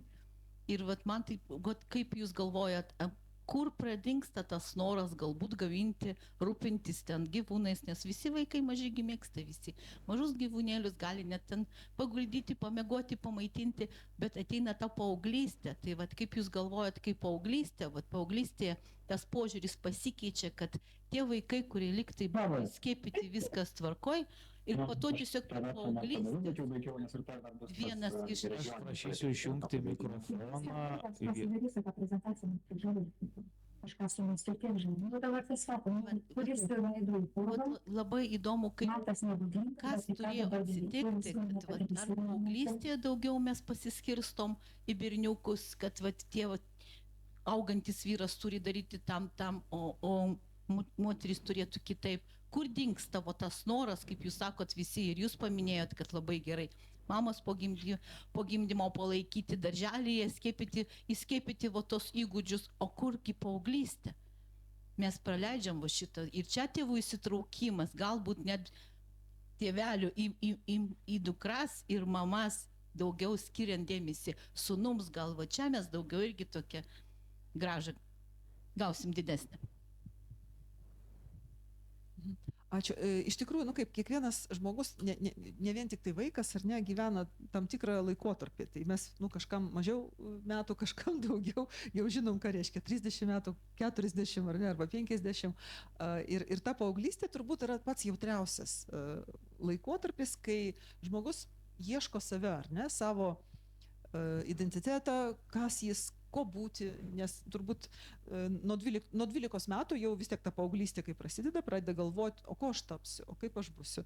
Ir būtent moksliniai tyrimai rodo, kad ta emocinė branda ateina vis vėliau ir vėliau. Ir nebereikalo, ar ne, dabar yra skaitoma kai kuriuose šalise oficialiai, kad paauglystė yra iki 25 metų. Tik tai yra laikotarpis. Iki 25. Taip. Ir ankstyva paauglystė, ir tai jau vėlyva paauglystė. Tai vėlyva, tai nuo 15 iki 25 ir tas laikotarpis iš tikrųjų prailginamas. Jeigu pasižiūrėsim, visai neseniai mačiau Eurostato paskelbtą, pavyzdžiui, Lietuvoje, kada gimsta vidutiniškai pirmas kūdikis moteriai. 28 metų, gal matėt.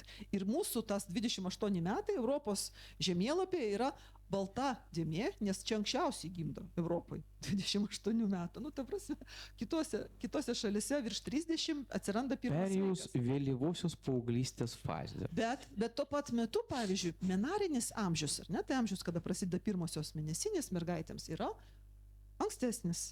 Ir jis kiekvienais metais tampa vis ankstesnis ir ankstesnis. Ir dabar jau, jeigu prieš, sakykime, 20 metų, tai buvo 12-14 metų, šiandien tai jau yra 90 metų, jau kaip ir normalu, tai nėra kažkokia patologija. Bet aišku, ir vėliau būna. Tai čia yra tas įdomus toks paauglystės prailginimas. Ir galima gal net ir tikėtis, kad tokiu būdu mes ir toliau ilginam tą savo jaunystę, kuri ir prailginama vis ilgiau ir ilgiau, jau dabar ne senatvė, o amžėjimas. Tai kad gyvensim ilgiau tam busim jauni, bet tas emocinė galutinė branda, jeigu anksčiau kalbėdavom, kad berniukų yra vėlesnė, o mergaitės anksčiau, tai dabar 18 metų tai yra dar visiškai vaikas, paauglys, kuriam reikia pagalbos, paramos. Tai, sakykime, tie įgūdžiai niekur nedingsta, jie vėliau išryškės.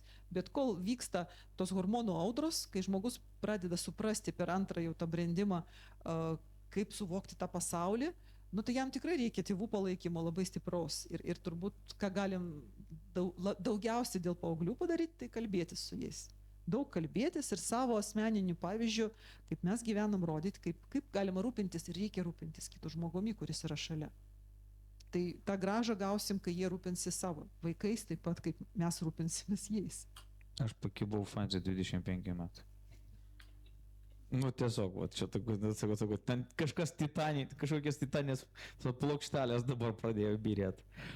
Ačiū labai, iš tiesų tai yra labai svarbi informacija, nes tą, ką mes girdim, iš esmės mes vis tiek kalbam, kad įveiklinimas, įtraukimas, bet tai yra investicija į ateitį. Bet aš noriu dar grįžti prie vieno labai svarbus momento. Prieš kurį laiką Žana labai svarbų dalyką pasakė. Pas mus šiandien infrastruktūra sukurta taip, kad daugiausiai į ligoninę galėtų patekti mamų. Ir aš vėl matau mūsų kolegos gydytojo prieš tai pasisakusio ranką. Gal jisai galėtų pakomentuoti, kaip jau skyriaus gydytojas, tai kaip yra su tom mamom ir tėčiais skyriuje? Iš tikrųjų noriu paneigti šitą mitą. Yra ir tėčiam, ir mamom galimybių vienodai skyriuje būti kartu su vaiku. Ir šiandien dienai skyriuje, kuriame aš dirbu, guli tėčiai kartu su vaikais. Tikrai taip. Čia tikrai mitas. Ir aišku, viena kita palata yra, kur ten 4-vietė, sakykime, aišku, pagal dokumentus yra 2-vietė, bet tas dalykas yra įmanoma, suderinama, kad tikrai galėtų tiek tėčiai, tiek mamos būti kartu su vaikais. Dar ką aš iš tikrųjų norėjau atkreipti dėmesį, dėl ko buvo tie šeimos skirtingi vaidmenys. Visai nesena istorija, kada mūsų senoliai, proseneliai ir panašiai gyveno taip, kad moterys kiek turėdavo nėštumų ir gimdymų, natūralu, kad jos gimdė, augino vaikus, nedirbdamos kitų darbų, o tėvai būdavo priversti parnešti tą mamutą į šeimą ir maitinti šeimą. Taip? Tai va čia dabar tik tai mūsų šeimų sudėtis skiriasi, todėl kad moteris nustojo gimdyti. Kiek šeimų tai yra, kur daugiau negu 2 vaikai yra. Tai va į tą dėmesį atkreipti reikėtų. Toliau dar kitas yra labai svarbus aspektas – startinė emocinė ryšys su vaiku. Mamos visą laiką bus pirmesnės ir jų ryšys su vaiku bus stipresnis. Tai yra tie patys 9 mėnesiai. Ir tu šito dalyko nepakeisi. Kol tėtis suvokia, kad yra vaikas ir sukonstruoja tą ryšį, turi vis tiek nemažai laiko praeiti. Tik tai aišku, kai jau paskesni kiti vaikai, tėčio ryšys su vaikais stiprėja. Bet norėjau į tokius aspektus atkreipdėmėsi. Ačiū labai, bet iš to, ką aš girdžiu, vadinasi, vėlgi, kaip ten sako, turime skirtingą informaciją, skirtingus faktus. Matau, Žanas sėdi purto galvą. Ar reaguosit? Aš tai nereaguojant pasakysiu, gal skirtingos ligoninės. Va, čia irgi yra momentas, taip. Man labai įdomu tiesiog būtų, kad jūsų šitas mintis išgirsti šiuo metu arba sveikatos komitetas Seime, arba ligonių kasa. Pasižiūrėti, kaip apsimoka ligoniniai guldyti tėvą į vieną palatą, o 4 mamos su vaikais į kitą. Čia jau kiti gal aspektai. Galiu paneigti, nėra 4 mamų. Nėra. Yra paprastai vienvietės vadinamos palatos, kur mama su vaiku gali laisvai būti. Yra 2 vietės, kur galėtų būti 2 mamos su vaikais, bet tai labai retai, kada tai būna. Dažniausiai būna, kad vienas iš tėvų su vaikais būna, tai ten būna, kad tėtis su mergaitė gauna atskirą palatą, jeigu yra toks variantas. Jeigu tėtis su berniuku guli, tai gali tėtis prižiūrėti dar ir kitą vaiką šalia. Dažnai būna taip, kad ir tikrai, jeigu kažkam valdžioj trūksta tokio pavyzdžio, tegu atvažiuoja į Santariškių 7, tikrai galės pasižiūrėti. Tai labai ačiū, kad tikrai pasidalinot, nes šitų, žinokit, dalykus reikia šviesti visuomeniai. Kad yra tėvams palanki ligoninės, gydymo įstaigos, kurie tikrai priima. Gal kitaip viskas pasikeis, nes užsienyje tikrai nemažai yra ligoninių, kur net skyriai padalinti. Vieną pusę su tėčiais, į kitą su mamom, nes čia įtraukimas būtų didesnis. Galbūt, tai aš taip matau. Bet man tai labai įdomiai, Andrei ir jau ne vieną kartą paminėjau, mes kalbam iš skirtingų pusių ir čia labai gerai. Aš matau, kaip galėtų būti toliau po 10 metų ir nenoriu grįžti į tų laikų, kur jūs kaip paminėjot, kad moteris gimdė kiek nori. Mes neesam, žinokit, jums gimdymo mechanizmas, mes norim ir dirbti, mes norim išsilavinimą ir taip toliau.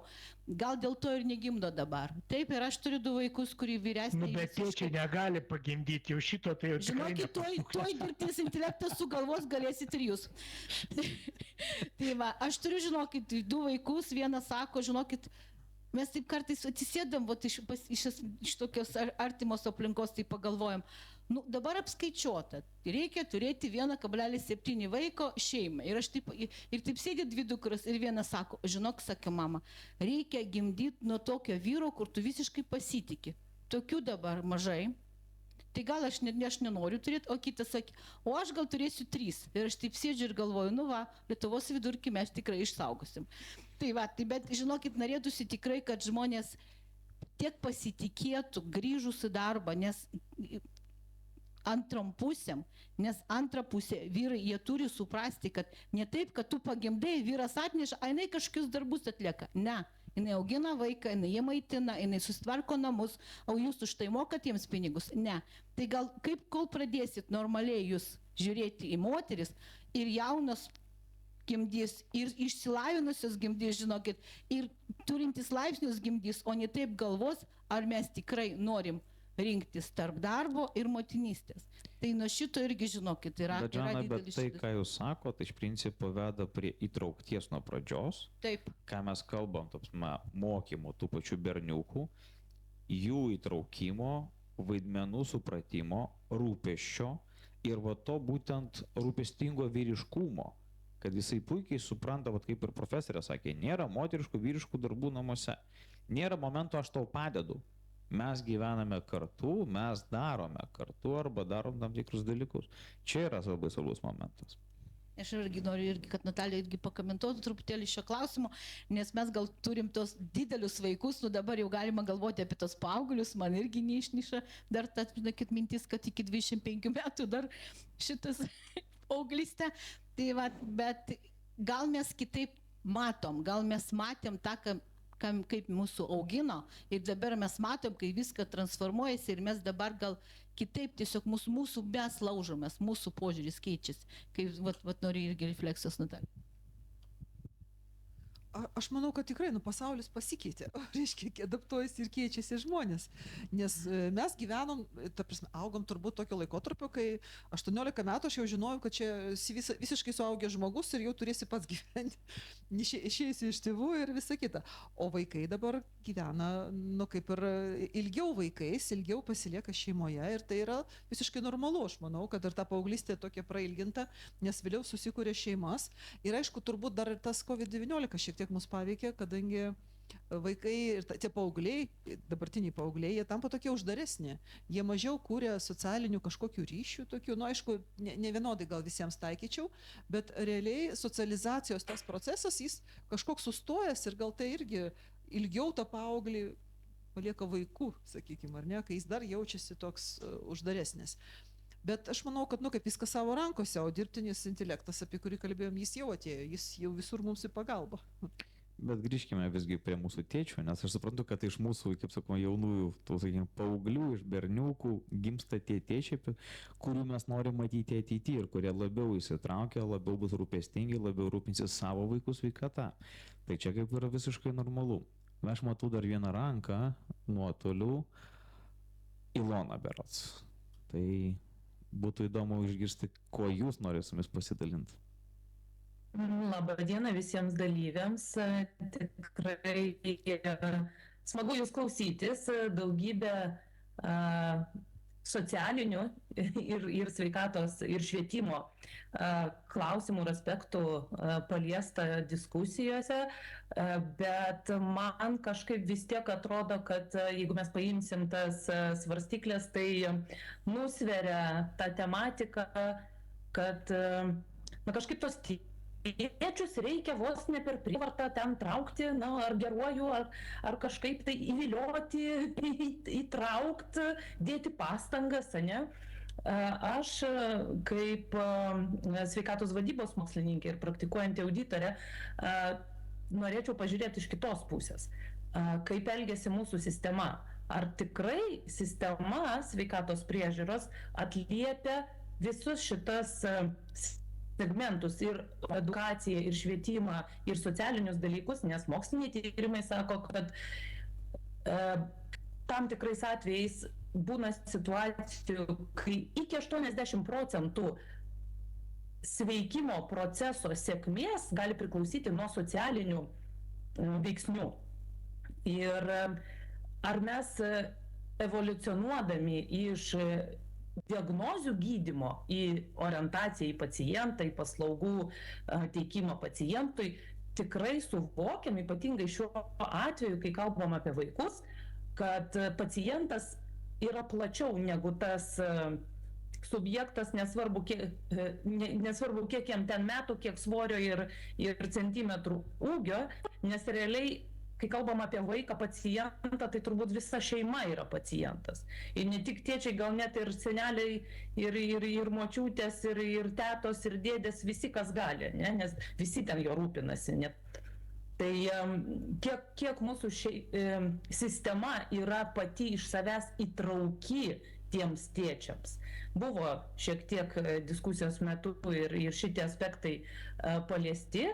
Taigi mano turbūt pabaigai palinkėjimas, kad transformuojantis iš diagnozės gydymo į tokį holistinį požiūrį ir išplėstą orientaciją į pacientą, mes tikrai turėtume omeny, kad vaikas pats iš savęs yra platesnė paciento sąvoka negu tik tai tas vaikas, fizinis jo kūnas, kurį mes gydom.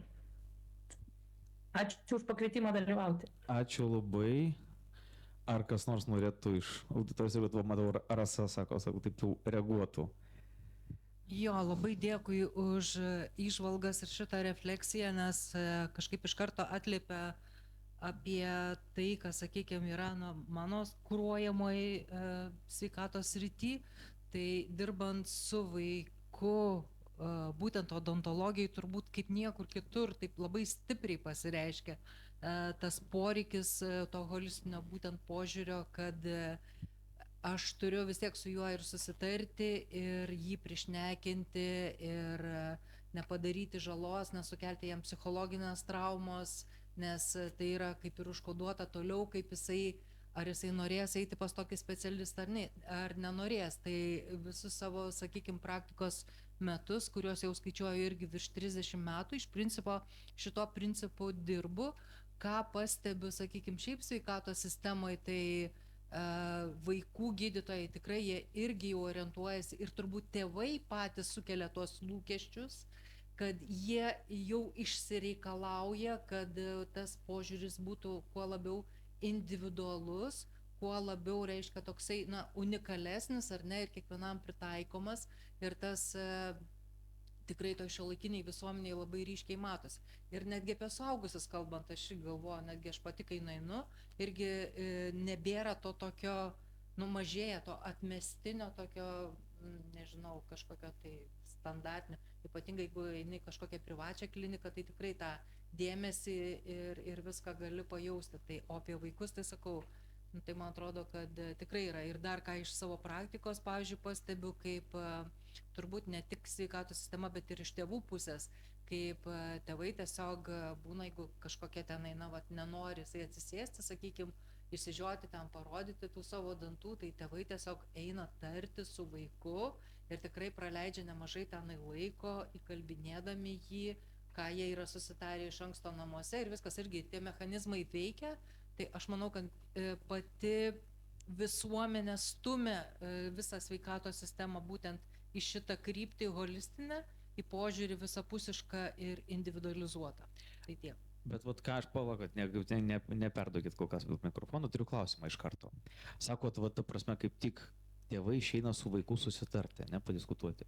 Kas dažniausiai su tuo vaiku tarėsi? Tėtis ar mama? Aš pas save tasme tas, kas yra atėjęs. Tas atėjęs, ne? Tas ir tarėsi. Tai esu mačiusi tiek tėčių, kurie lygiai taip pat šnekasi, tiek mamų. Netgi kartais mamom, galbūt kartais aš pati netgi dažniau pasiūlau. Ir gal tas, jeigu tėtis yra atėjęs, jam kažkaip iš karto toks, aiškesnis būna. Įsidėjimas į lyderystės, ne? Jo. Aš įsivaizduoju, pas odontologą susitar dėl tam tikrų dalykų, jo, ta prasme, man pačiam vaikystėje būtų sudėtinga. Pagrindė pacientai yra iki mokyklinukai, visai tie mažiukai. Pas jūs yra iš viso atskira istorija. Arti pediatrijos vis tiek, absoliučiai. Supratau, ačiū labai. Ar dar kas nors norėtų reflektuoti? Tai aš matau, kad mes turime dar vieną ranką, jeigu aš gerai matau, ponia Lina. Labą dieną visiems. Aš trupučiuką apie sisteminį požiūrį iš praktinės pusės. Esu tarp institucinio bendradarbiavimo koordinatorė, dirbu Trakų rajono savivaldybė. Ir taip pat dabar savivaldybėje yra vykdomas projektas dėl koordinuotai teikiamų paslaugų modelio kūrimo. Ir tėvai, kurie būtent turi vaikučius su specialiais ugdymosi poreikiais, teikia prašymus ir tos prašymus nagrinėjame savivaldybės vaiko gerovės tarp institucinėje komisijoje.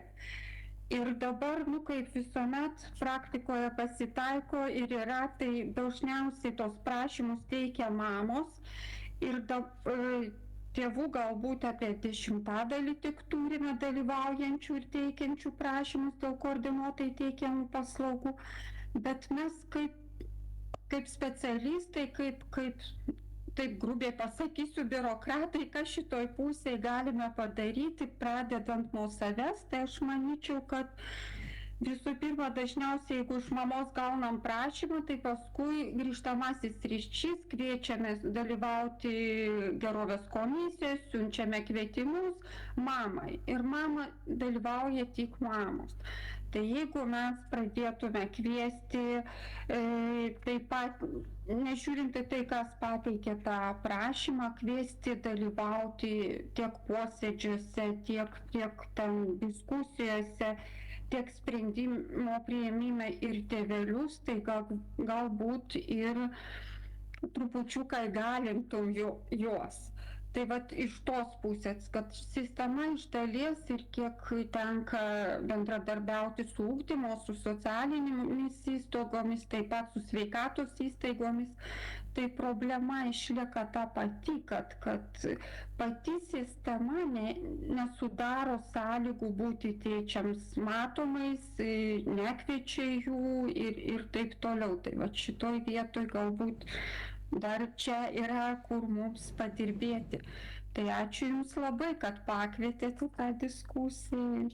Ačiū Jums, tai yra ta, ką sako, tai yra labai svarbus momentai, nes ką mes girdim irgi iš specialistų, iš namų mamos, sakykime, bendruomenės, iš įvairių sluoksnių mes girdim, kad iš tikrųjų yra labai daug galimų sprendimų. Matau dar vieną ranką, tik tai dabar neįskaitau. Žydrūnė, gerbama Žydrūnė, klausome jūsų. Negirdime jūsų, matyt mikrofonas yra išjungtas.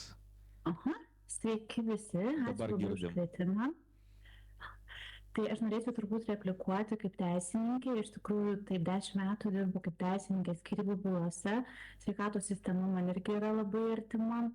Tai turbūt norėčiau replikuoti, kad įstatymas numato, kad tėvai abu privalo dalyvauti tiek vaiko ugdyme, taip, tai tas kvietimas, nekvietimas institucijom, tai čia manau tiesiog, aš nematyčiau problemos, jeigu būtų kviečiama abu tėveliai ir turėtų turbūt būti kviečiami abu tėveliai. Kitas klausimas, į ką norėčiau irgi atkreipti dėmesį, kad tėveliais, iš tikrųjų, kai tenka dirbti skyrybų bylose, tai tėveliai dažnai tėveliais patampa po skyrybų. Turbūt ir gydytojai tikrai pritars, kad daugiau tėveliai įsitraukia ir dažniausiai įsitraukia dėl pretenzijų, priekaištų mamoms, kaip, sakykime, ginčiai dažniausiai kyla dėl nesutarė dėl gydymo būdo, dėl gydytojo rekomendacijų, tiesiog dėl tų pačių vaistų, arba pavyzdžiui vienas iš tėvelių sako, kad reikia gydyti dantukai kuo skubiau, o kitas sako, dar galima palaukti, galima užsiregistruoti nemokamai ir tiesiog kažkaip tai tie konfliktai dažniausiai būna priimta teismo sprendimai, dažniausiai tie konfliktai žinokit ir kyla ir jie sugrįžta arba pas teisininką, arba pas mediatorių vien todėl, kad jie tiesiog nesutarė dėl vaiko sveikatos priežiūros. Būna tokiu atveju, kai tėveliai tiesiog apkaltina mamytes, kodėl neišvedė į darželį ir mamytės turi įrodinėti, kad tie vaikučiai tiesiog ar sirgo, ar sukosėjo, tada kreipiasi pas gydytojus, prašo oficialiai pateikti, ar tikrai mama kreipiasi. Tai aš tiesiog gal norėčiau irgi būtų tokia mintis, kad taip mes turim diegti ir ugdyti tą tokį, sakykime, požiūrį, kad tėčiai daugiau galėtų įsitraukti, bet kitas dalykas, ką pastebiu ir tiesiog kartais tenka padiskutuoti ir su kolegiam, tai mes jau ir turim vat, tą jauną tėtį, sakykime, tarkim, tas amžius nuo 30 iki 40, jau jie turi kitokį požiūrį. Netgi skyrybų atveju jie labai dažnai nori įsitraukti vaiko gyvenimą ir jie jau renkasi 50-50 bendravimo tą tvarką arba tiesiog daugiau apsirašo tų konkrečių kažkokių, kad jie aktyviau dalyvautų tame vaiko gyvenime. Tai aš matau tą kartą jaunąją.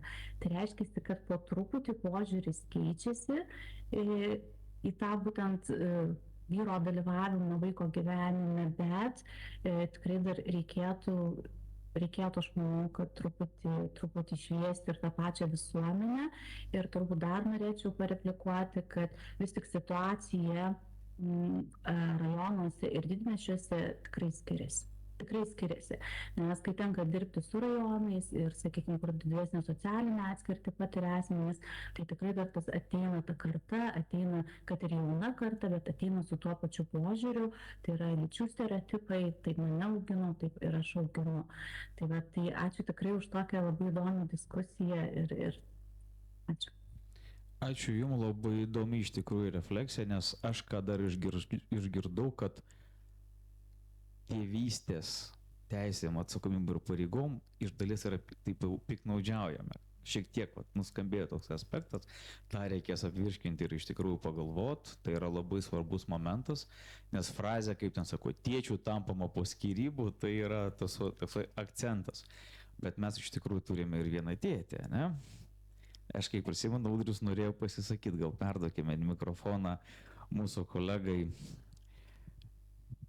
nes matau, kad buvo noras refleksijos. Tai važiuojant su Monika, sakau, tai kokį 12 valandų padiskutuosit ir ką nors nuspręsit, nes akivaizdu, kad tiek atskleistų temų, sluoksnių, čia galima tikrai net ne 12 valandų, bet gal 144 valandas sėdėti. Ir man tai labai siejasi su dabar pakelta diskusija dėl bendrai demografinės situacijos ir tai labai toks tamprus ryšys, tas atsakomybių klausimas, prisirišimo, įsipareigojimo, saugu, nesaugu, ekonomika, galima čia daug visko atidaryti.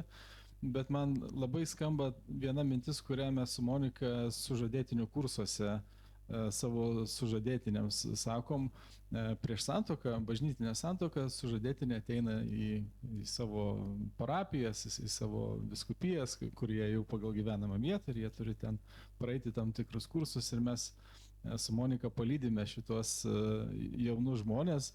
Ateina dabar jau ir su vaikais, ta prasme, jau pagyvenę tikrai santykiuose ir mes su Monika ypatingai, aš vieną tokią frazę visada sakau, vyrai niekada gyvenime jokiais būdais nepadėkite savo žmonoms tvarkytis namuose, auginti vaikų, šiukštu jūs to nedarykit. Tada būna tokie žvilgsniai kaip jūsų ir galvo, ką jis čia nusišneka. Jausmas dabar panašus, duokit kolega. Žanas tai buvo jau taip jau net, kaip jis sako, dyprai matėsi iš veido. Nes iš tiesų yra labai gajus stereotipinis požiūris, kad vyras padeda arba nepadeda namuose. Mums vyrams nereikia nei padėti, nei vaidinti herojaus, kažkokią aukos čia dabar, kad aš čia darau. Ne, tiesiog reikia auginti, tiesiog reikia tvarkytis. Mes esame vienodi šitoje vietoje. Vienodai įsipareigojame kurti šeimą, vienodai nusprendėme susilaukti vaikų, gyventi kartu. Ir čia nėra jokio nepadeda, nes šitas vien požiūris kūrė tokį stereotipinį požiūrį, kad aš čia dabar dėkinga būk mano brangioji man, nes aš tau padedu kažkuo. Nieko aš nepadedu, aš gal kartais net ir trukdau ten kažkuriuose situacijose. Tai jo labai gražiai susiriša mano ta mintis ir su jūsų mintimis ir su moksliniais įžvalgom, kad vyrai kažkur yra paklydę šitoje dabar, liktais mes lūžio taške esam, mums nebereikia medžioti, fiziškai labai stipriai dirbti, mums tiesiog dabar didysis iššūkis yra įsipareigoti ir būti atsakingais. Nes aš girdžiu ir iš moterų jaunų, sako, nėra su kuo sukurti tų santykių. Sako, gulėti ten į kairę, į dešinę su visais juk neįmanoma, bet norisi to ryšio ilgesnio ir panašiai. Tai taip labai grubiai tiesiogiai taip ir sako. Ta prasme, reikia pasižiūrėti, ką mes auginame, kokius berniukus mes auginame, ar mes juos atsakingus. Mes su Monika turim 3 vaikus, vienas iš jų berniukas. Tai norisi ir padrasinti, pavyzdžiui, man labai didelė nuostaba kelia, kaip Monika pripratina mūsų Joną lankstyti drabužius namie. Aš galvoju, kas mane būtų privertę vaikystėje tą daryti. Ir aš dabar net nesiliečiu prie lankstymo, einu grindų plauti. Iš tiesų, mano darbas yra grindis namie plauti. Tai arba indus sutvarkyti. Tai Matot, kaip sako, turim pavyzdį, kad, kaip sako, įsitraukęs tėtis ir įsitraukęs vaikas.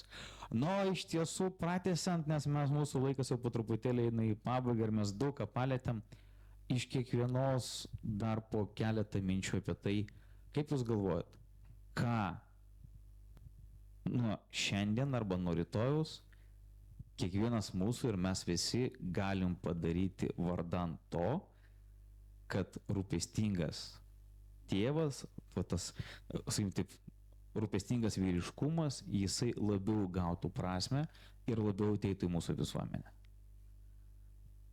Čia jau pabaigai. Aha. Tai aš turbūt norėčiau nueiti tada nuo savo vaikų odontologės pozicijos ir pereiti į kitą savo poziciją, kaip Vilniaus miesto savivaldybės tarybos narės ir iš tikrųjų bendradarbiaujant netgi su Vilniaus universitetu mums buvo kilusi idėja, kad ką galėtų miestas, pavyzdžiui, padaryti įtraukiant tėčius ir skatinant juos būti tokiais labiau tėviškais ar ne, tai pasiremti kitų šalių patirtimi ir tiesiog organizuoti tam tikrus užsiėmimus, tam tikrą valandų skaičių, kur rinktųsi ar tai mokyklose, ar darželiuose, ar miesto viešosiose kažkokiose erdvėse ir išskirtinai laiką leistų, pavyzdžiui, 4 valandas tėčiai tik tai su savo vaikais. Mamos ten nedalyvautų. Tai manau, kad per tokias praktikas iš tikrųjų mes dar labiau tada tą įtraukti padidintumėm ir sukurtumėm galbūt irgi kažkokį tai, nežinau, naują produktą ar naują nišą, kur galėtumėm stiprinti šitos dalykus. Nes tai irgi tai yra nei švietimas, nei edukacija, tiesiog per pačių žmonių. Laikas kartu. Laikas kartu ir tiesiog jeigu tai skatintų pati miesto, sakykime, valdžia, o jeigu būtų visoje Lietuvoje, sakykime, tokios praktikos įvedamos, aš manau, kad mes iš tikrųjų turėtumėm dar turbūt paspartinantį tą poreikį, paspartintumėm tiesiog visus šitos reikalus. Procesus, vadinkime taip. Ačiū, Rasa, labai. Tai, žinokit, jūs labai gerai dabar sėdite šalia Jolantos, nes aš kadangi prisimenu, kad tėčiai dažniausiai ekstrinius dalykus turi, aš dabar įsivaizduoju taip, 4 valandas tėčiai su paaugliais iki 25 metų lauke, kiek ten reanimobilių reikėtų, kad padėtų? Bet iš tikrųjų labai teisingos įžvalgos, viskas yra tvarkoj. Jolanta, kaip jūs galvojat? Turbūt kaip greitosios darbuotoja ir atstovaujanti bendruomenę, tai nelabai mes kažką pakeisim, apart to, kad tikrai turbūt paklausim daugiau. Dabar jau po Žanos pastabos tikrai klausim primiktinai, tai galbūt veiks tarsi, taip savotiškai prevenciškai, kad aišku, jeigu bus tam laiko, tai kad, tu privalai žinoti, tai nėra jokia čia ir apie vaiką, tiesiog tėtis turi žinoti ir tame jau bus paskata jam domėtis. Iš tikrųjų, kaip turbūt ta pati tarybos narė ir girdėdama, ką pasakojo gerbiama kolegė iš Pakruojo ir turėdama savo patirtį, mokydama, suprantu, kad vis tik tai ir kolegė, man atrodo, Alina kalbėjo, kad vis tik tai pačios institucijos turi veikti kitaip, įtraukiant tuos tėčius. Ir akivaizdus pavyzdys ir yra tarp tų mokymų, ar ne? Pas jūs nedalyvauja tėčiai, mes turime, sakykime, tokį šeimos centrą, kur tėčiai tikrai labai aktyviai ateina. Ir vadinasi, ne tai, kad Lietuvos, bet turbūt kvietimo tokio reikia ir primiktimesnio, ir įtraukties. Ir tada jau, aišku, jie važiuoja toliau. Tai aš manyčiau, taip, aš matyčiau, kad per tą lyderystę ir tiesiog per pačio, sakykime, miesto institucijų įtraukimą, būtent tėčius dalyvauti, kažką tikrai galima pasiekti daugiau negu greitoju ten juos kalbinant važiuoti arba renkant anamnezę. Ačiū, gerbam profesorė. Aš tai nežinau, bijau kažkokią idėją pavogti, bet man labai patiko jūsų tas mamų savipagalbos tokios organizacijos, grupės. Aš pati kažkada buvo toks forumas Super Mama ir mes tada susidraugavom visoje Lietuvoje, mes Kaune darėm tos mytus, taip vadinamus, mes visi kartu auginom tos vaikus, mes dalinamės patirtim. Tai aš nežinau, gal šio projekto rėmuose būtų galima organizuoti tėčių klubą, pakviesti tokius iniciatyvius tėčius, kurie su kitais dalintųsi to iš tikrųjų gyvenimu, kad aš nepadedu, aš gyvenu tą gyvenimą ir aš pats darau tai, ką daro visi, ką daro šeimoje. Ir vat, gal tas tėčių klubas, įtraukiant vis daugiau ir daugiau, nes užsienyje tikiu, kad yra, tikrai žiūrint filmus, tokie klubai, jis padėtų bent iš dalies kažkiek, bent nedidelį dalį suprasti savo kaip tėčio vaidmenį ir nebijoti jį realizuoti. Kaip tik šito projekto rėmuose mes tikrai turėsim diskusijų ir su tėčiais ir netgi jau turim kaip ir geros valios ambasadorių, kurie tikrai tame dalyvauja, įsitraukia, nes kuo tokių tėčių bus daugiau, tuo iš tikrųjų rezultatas bus efektyvesnis. Giedrė. Aš kaip pati 2 dukrų mama ir atstovaudama mamas noriu galbūt nuimti šiek tiek krūvį, kokį mes mamos kartais patiriam, kai realiai negalim daryti įtakos, tarkim, neauginam sūnų ir negalim užauginti ir daryti kažkokios pokyčio ir galbūt neturim galimybę sukurti darnių santykių su partneriu, nes tai yra 2 žmonių reikalas, ne? Nu, tarkim, skyrybos ir kartais tu negali įtakoti, ne? Ir dažniausiai duodamas, kad tu užaugintum, tarkim, turi ar vaiką auglinti, sūnų, arba kurti, rodyti pavyzdį savo šeimoje. Bet jeigu nei to tu įrankio neturi, ką daryti tada mamai. Tai čia noriu nuimti krūvį, kad yra galimybė mamai rodyti, išlaikant ryšį su vaikais ir vienai, ar kuriant bendruomenę, ar savo socialinį ratą, nebūtinai šeimoje. Jeigu šeimoje nepavyksta to rodyti, galima ieškoti tos bendrystės ir iš tikrųjų tada ta šeima, jinai plačiaja prasme susikuria, ne? Kad šeima nėra tik tais vyras, jeigu man, tarkim, nelemta buvo mano sukurti kažkokių santykių, bet rodyti pavyzdį galbūt net ir tom pačiom dukrom išeinant iš nedarnių santykių, kad taip netoleruotinai yra, ne? Tai labai daug yra šiuo metu ir žinių, ir teorijos, ir tikrai šitame palaikyčiau mamas. Ir iš kitos pusės, kaip organizacijos atstovė, tai mes jau darom tuos žingsnius ir matom, kas labiausiai veikia, tai menas. Tai vat, aš pati esu irgi kūrėja ir organizacijos vadovė ir matau, kad ryšio kūrimas su žmonėmis, mamomis, tėčiais ir taip perteikiant per meną iš tikrųjų labai gerą poveikį turi, tai neturi didžiulio krūvio, galima kalbėti ir net sunkiomis temomis, ne tik apie lyčių lygybę, ir apie smurtą ir visas kitas situacijas, tai irgi manau, kad šitas priemonė labai gerai yra. Ačiū labai. Monika. Išsakė kolegos daug minčių, kurios ir man kilo besėdint, beklausant. Labai gražinė iniciatyva su mamom, tai irgi tokia mintis, kad reikia lyderių savo mažuosiuose ratuose, lyderių tėčių, kurie neštų tą žinutę.